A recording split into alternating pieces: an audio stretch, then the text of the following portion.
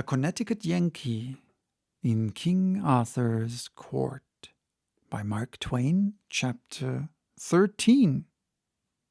Freemen.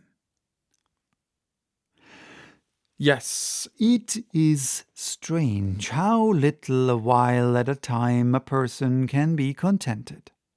Only a little while back, when I was riding and suffering, what a heaven this peace, this rest, this sweet serenity in this secluded shady nook by this purling stream would have seemed, where I could keep perfectly comfortable all the time by pouring a dipper of water into my armor now and then.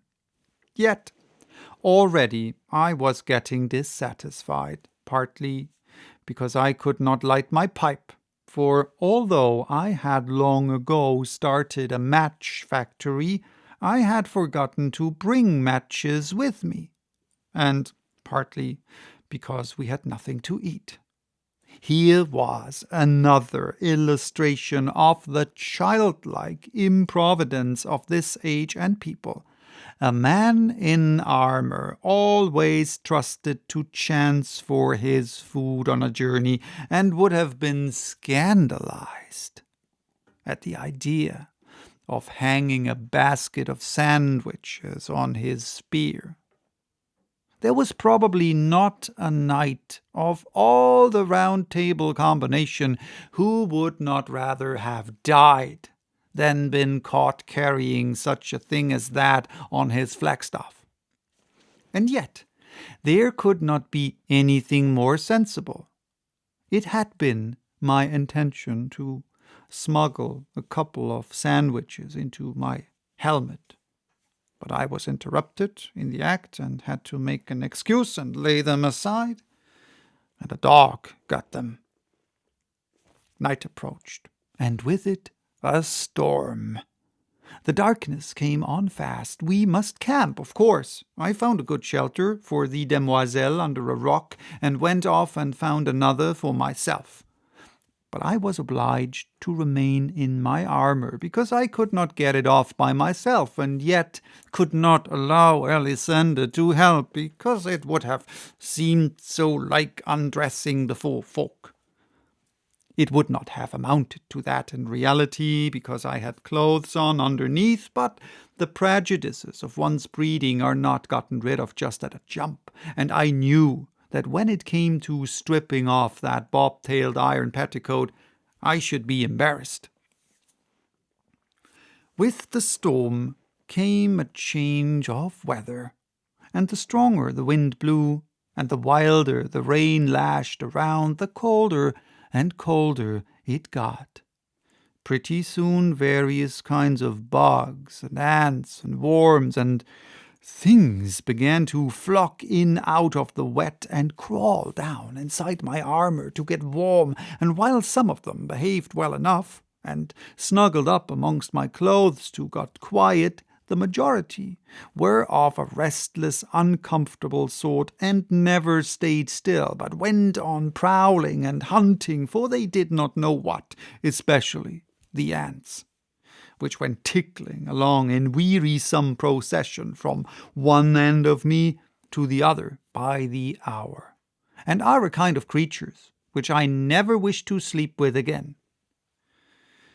It would be my advice to persons situated in this way to not roll or thrash around, because this excites the interest of all the different sorts of animals and makes every last one of them want to turn out and see what is going on, and this makes things worse than they were before, and of course makes you objurgate harder too, if you can. Still, if one did not roll and thrash around, he would die. So perhaps it is as well to do one way as the other. There is no real choice.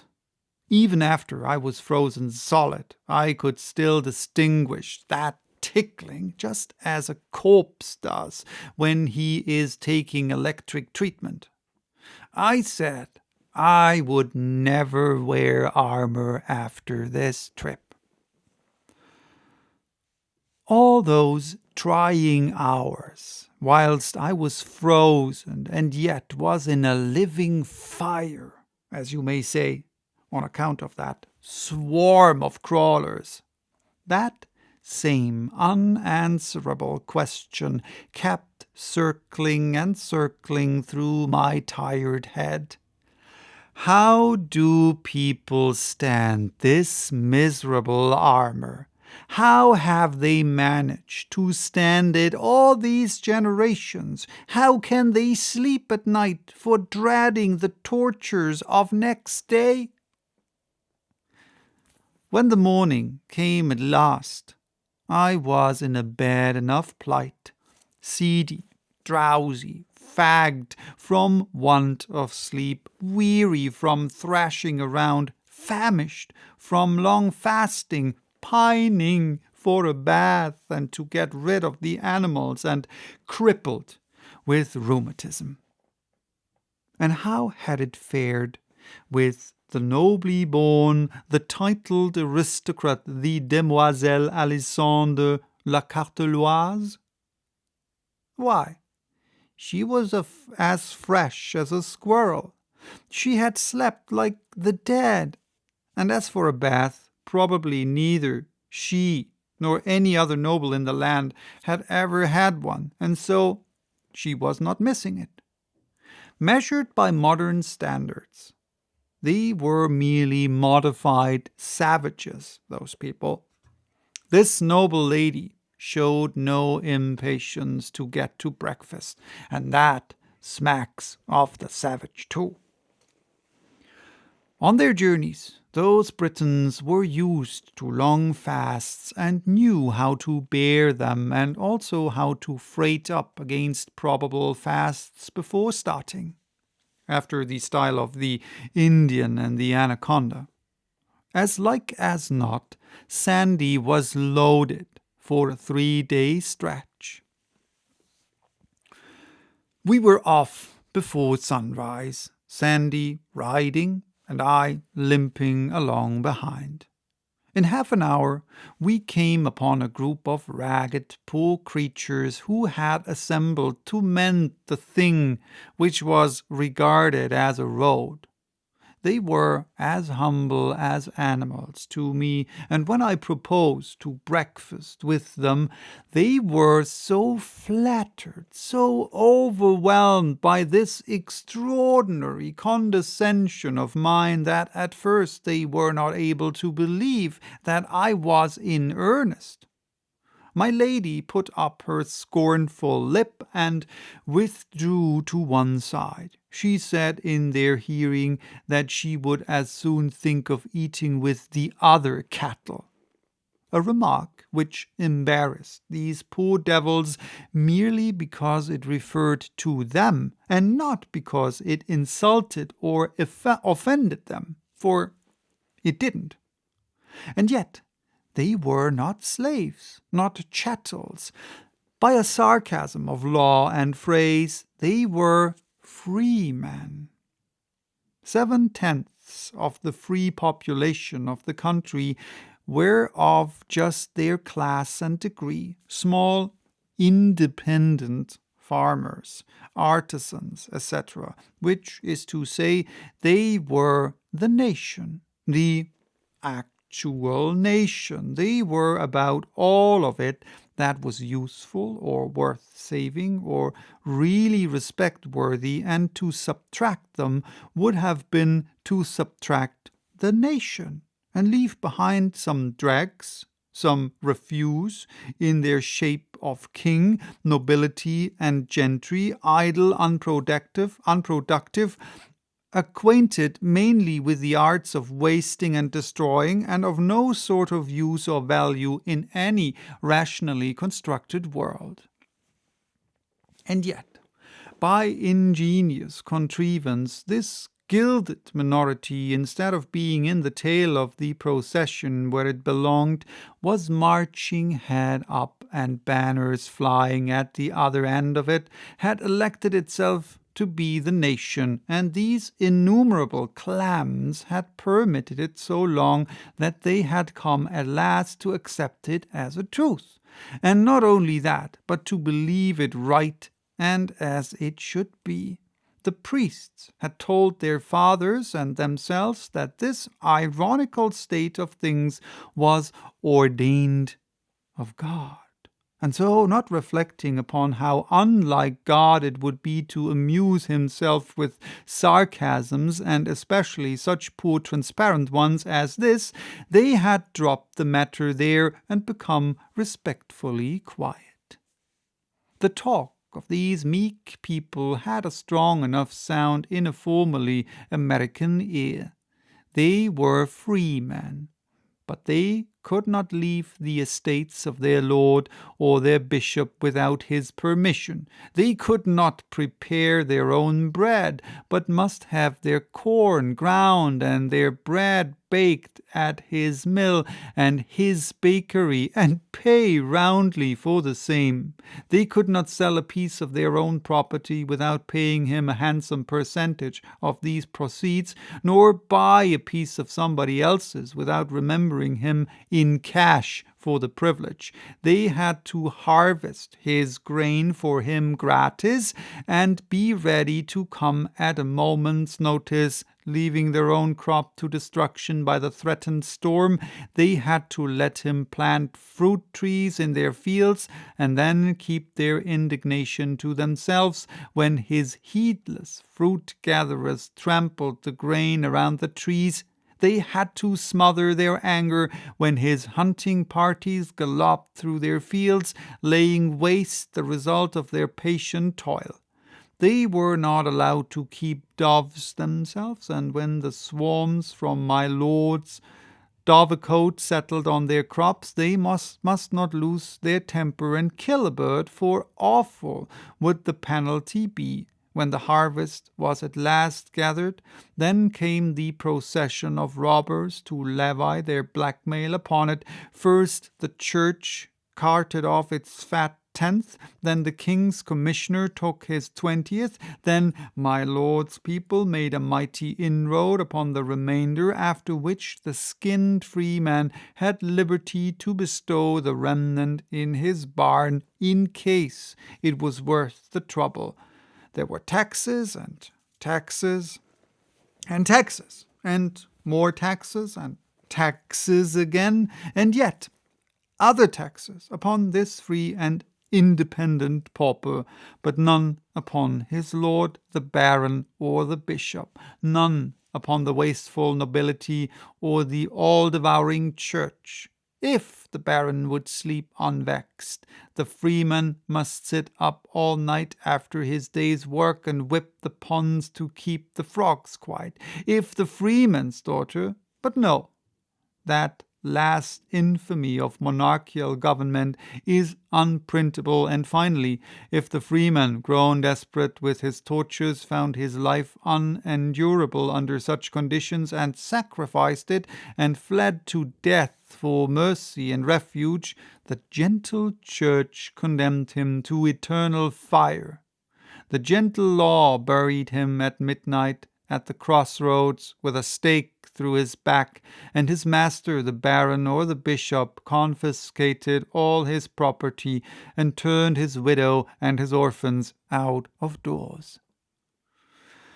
And here were these free men assembled in the early mornings to work on their lord the bishop's road 3 days each, gratis. Every head of a family and every son of a family 3 days each, gratis, and a day or so added for their servants. Why?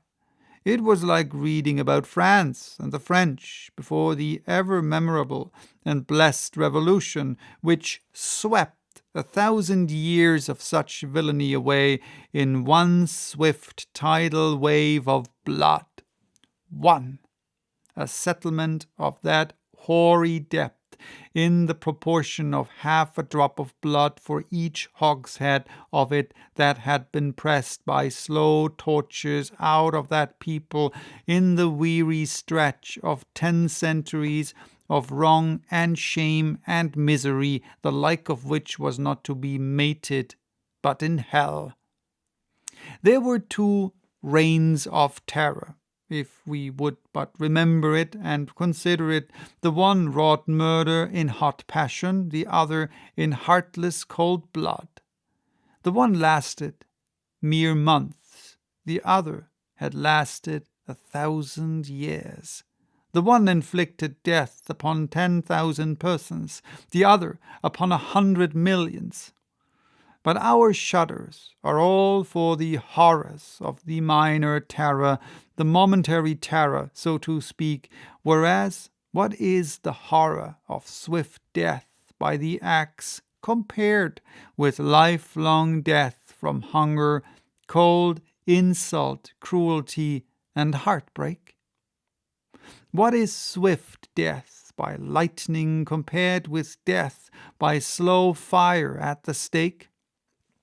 A city cemetery could contain the coffins filled by that brief terror which we have all been so diligently taught to shiver at and mourn over, but all France could hardly contain the coffins filled by that older and real terror, that unspeakably bitter and awful terror which none of us has been taught to see in its vastness or pity as it deserves. These poor, ostensible freemen who were sharing their breakfast and their talk with me were as full of humble reverence for their king and church and nobility as their worst enemy could desire. There was something pitifully ludicrous about it. I asked them if they supposed a nation of people ever existed who, with a free vote in every man's hand, would elect that a single family and its descendants should reign over it forever, whether gifted or boobies, to the exclusion of all other families, including the voters, and would also elect that a certain 100 families should be raised to dizzy summits of rank and clothed on with offensive, transmissible glories and privileges to the exclusion of the rest of the nation's families, including his own. They all looked unhit and said they didn't know, that they had never thought about it before, and it hadn't ever occurred to them that a nation could be so situated that every man could have a say in the government. I said I had seen one, and that it would last until it had an established church. Again, they were all unhit at first, but presently one man looked up and asked me to state that proposition again, and state it slowly, so it could soak into his understanding. I did it, and after a little he had the idea, and he brought his fist down and said he didn't believe a nation where every man had a vote would voluntarily get down in the mud and dirt in such a way, and that to steal from a nation its will and preference must be a crime, and the first of all crimes. I said to myself, this one's a man. If I were backed by enough of his sort, I would make a strike for the welfare of this country and try to prove myself its loyalist citizen by making a wholesome change in its system of government. You see, my kind of loyalty was loyalty to one's country, not to its institutions or its office holders. The country is the real thing, the substantial thing, the eternal thing. It is the thing to watch over and care for and be loyal to. Institutions are extraneous. They are its mere clothing, and clothing can wear out, become ragged, cease to be comfortable, cease to protect the body from winter, disease, and death. To be loyal to rags, to shout for rags, to worship rags, to die for rags, that is a loyalty of unreason.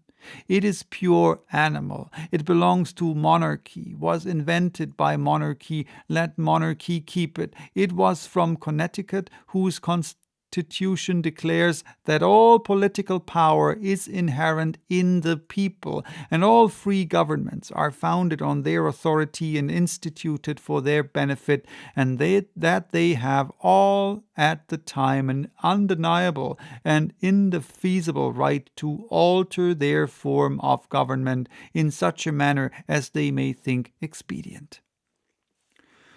Under that gospel, the citizen who thinks he sees that the Commonwealth's political clothes are worn out and yet holds his peace and does not agitate for a new suit is disloyal. He is a traitor.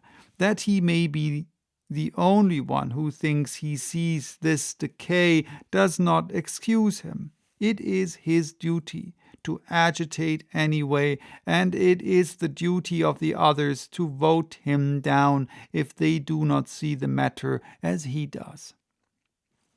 And now, here I was, in a country where a right to say how the country should be governed was restricted to 6 persons in each 1,000 of its population. For the 994 to express dissatisfaction with the regnant system and propose to change it would have made the whole 6 shudder as one man. It would have been so disloyal, so dishonorable, such putrid black treason. So to speak, I was become a stockholder in a corporation where 994 of the members furnished all the money and did all the work, and the other 6 elected themselves a permanent board of direction and took all the dividends. It seemed to me that what the 994 dupes needed was a new deal. The thing that would have best suited the circus side of my nature would have been to resign the bossship and get up an insurrection and turn it into a revolution. But I knew that the Jack Cade or the Wat Tyler who tries such a thing without first educating his materials up to revolution grade is almost absolutely certain to go left. I had never been accustomed to getting left, even if I do say it myself. Wherefore the deal, which had been for some time working into shape in my mind, was of quite different pattern from the Cade-Tyler sort. So I did not talk blood and insurrection to that man there who sat munching black bread with that abused and mistaught herd of human sheep, but took him aside and talked matter of another sort to him.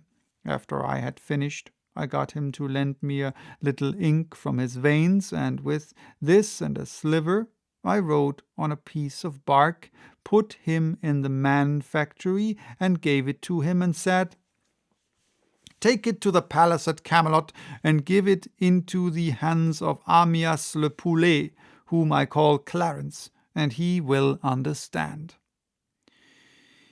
"He is a priest, then?" said the man, and some of the enthusiasm went out of his face. "How, a priest? Didn't I tell you that no chattel of the church, no bond slave of pope or bishop can enter my man-factory? Didn't I tell you that you couldn't enter unless your religion, whatever it might be, was your own free property?" "Marry, it is so, and for that I was glad, wherefore it liked me not, and bred in me a cold doubt to hear of this priest being there." "But he isn't a priest, I tell you." The man looked far from satisfied. He said, "He is not a priest, and yet can read?" "He is not a priest, and yet can read. Yes, and write too, for that matter. I taught him myself." The man's face cleared.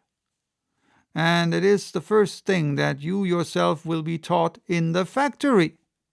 "I would give blood out of my heart to know that art.